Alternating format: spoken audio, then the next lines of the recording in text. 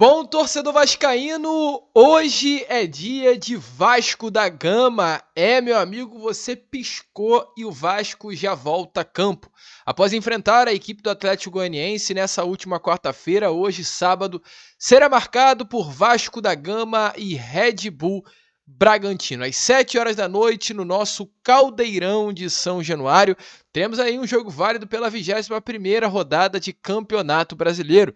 O Vasco, que vem de 2 derrotas seguidas na competição para Grêmio e para Atlético Mineiro, hoje, de volta ao Rio de Janeiro, de volta à sua casa, de volta a São Januário, vive a expectativa de voltar a pontuar no Brasileirão. E é claro, aqui neste Acorda Vascão, iremos trazer informações importantes para você, torcedor vascaíno, sobre esse jogo tão importante e tão decisivo para o Vasco dentro deste Campeonato Brasileiro. Além dessas, muitas outras novidades, falar, é claro, sobre movimentações no mercado da bola, temos informações importantes a trazer aqui a vocês neste vídeo, informações aí que até mexem com o torcedor vascaíno, se tratando principalmente de um atleta que o vascaíno tem certo apego, tem certo carinho, tem certo cuidado por ser um cria da base Cruz Maltina. Além dessas, muitas outras informações.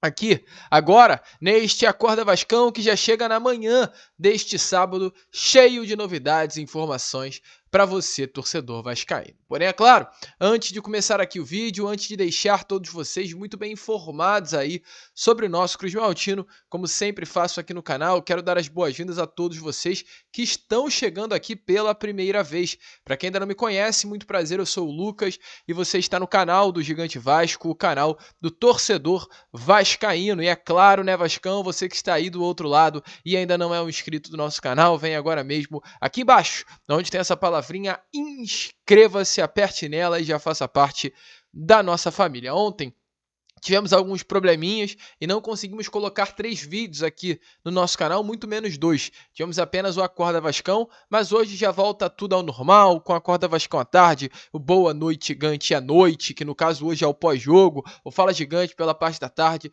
sem tirar nem pôr, sem nenhum problema. Show, Vascão! Vambora então, sem muita enrolação. Antes, é claro, volto a repetir, se inscreva aí, curta o vídeo, faça com que cada vez mais pessoas possam ter acesso ao nosso conteúdo.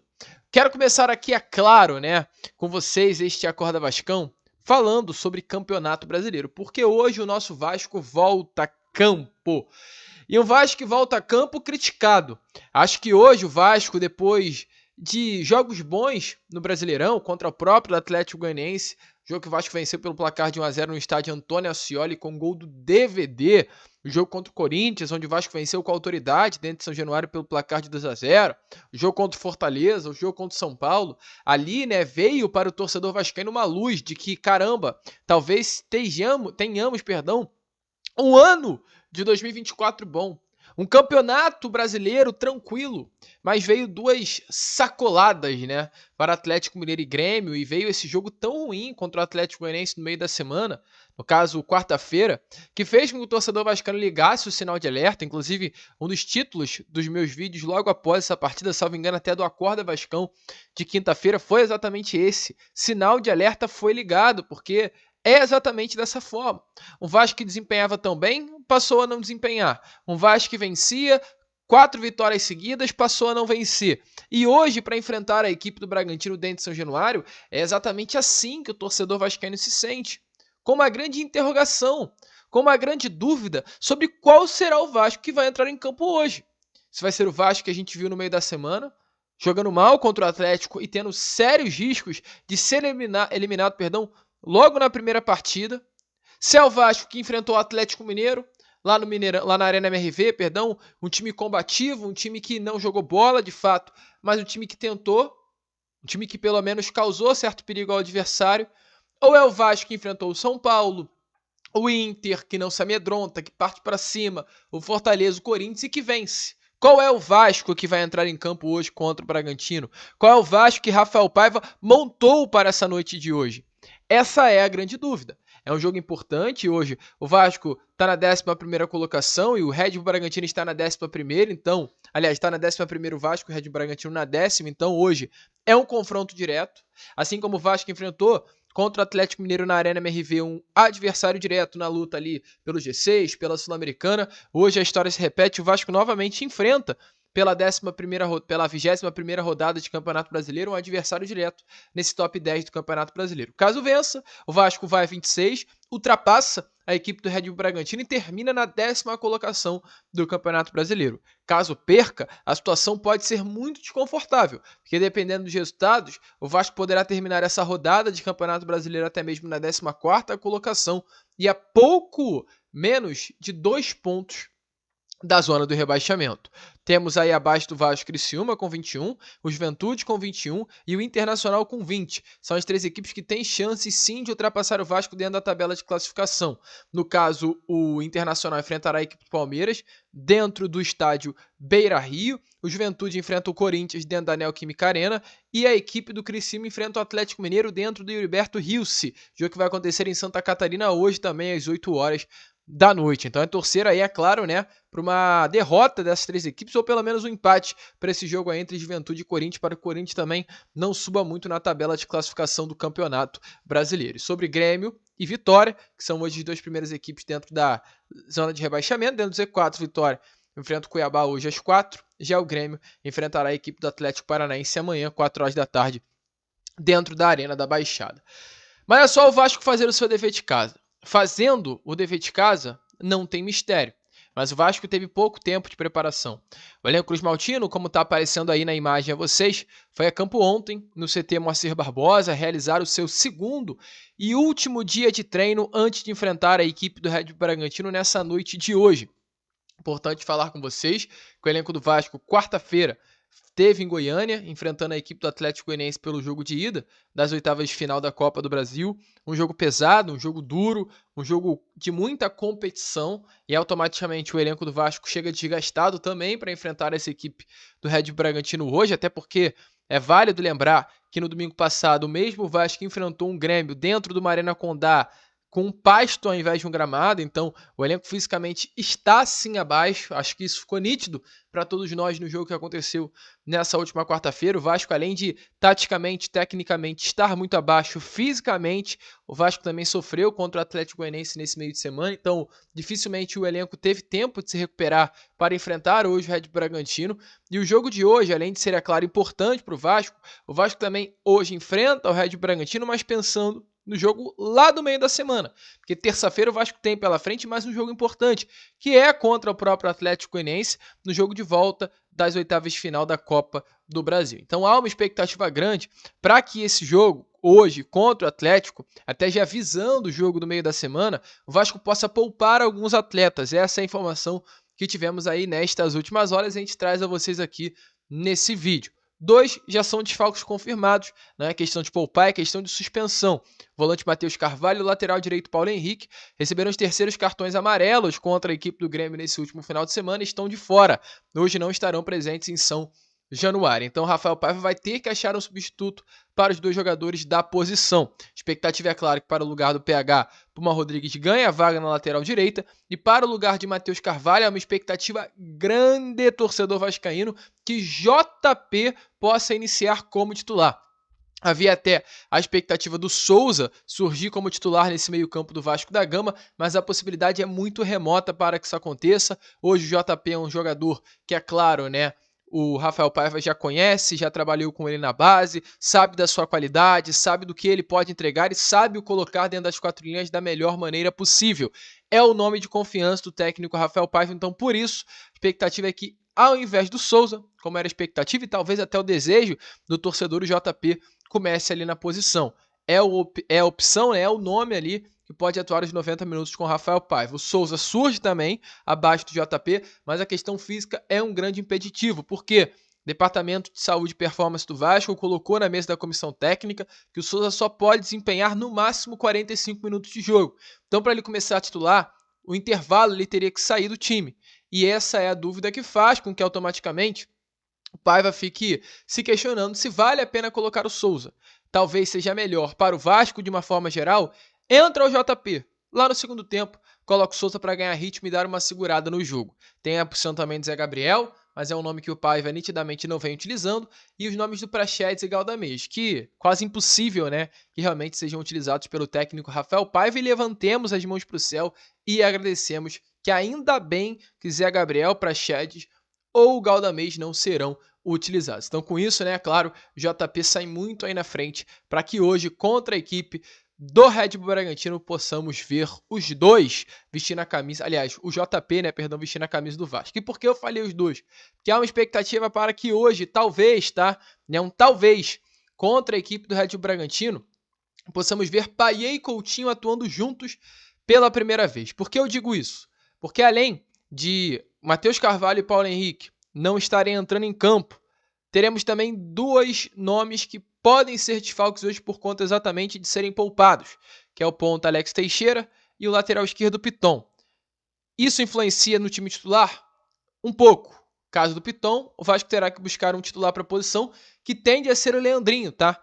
Há uma expectativa, é claro, para que o Vitor Luiz ganhe a vaga, mas o Leandrinho sempre tem entrado muito bem, então não se surpreendam se o Leandrinho ganhar essa vaga de titular hoje contra o Red Bragantino ao invés do Vitor Luiz.